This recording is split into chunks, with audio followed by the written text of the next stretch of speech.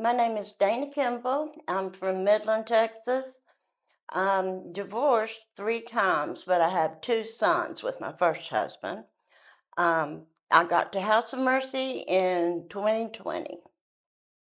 I came to the House of Mercy because I had worn out every other path. Um, I heard about it when I was in another facility that was not a long term facility. I heard about the House of Mercy, and it sounded like something that might fit my needs. I was looking for a place. I'd been a seeker all my life of the Lord, of spiritual things, and I needed desperately to be fed spiritually, but I needed to be fed the Word of God, but it was hard to accept in the situation I was in. It was hard to.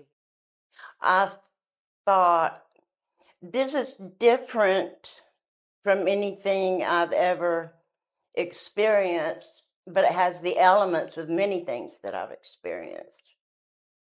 I was probably 4 or 5 months in when I really felt that I felt a change in myself and I felt that things were starting to turn around. Now, I did the program a little differently. I was here for uh, 7 months when I got a job and went to Graham for 5 months and came back here and finished the program with the other 5 months. So I had begun to feel differently right before I took the job and came back here. I got overwhelmed. Literally, I had been here and in an environment where there's routine and structure and um, that sort of thing, which I desperately needed. And I got out of that and into a situation that would be overwhelming for just about anyone, but certainly for me when I was 7 months over and just starting to feel the changes.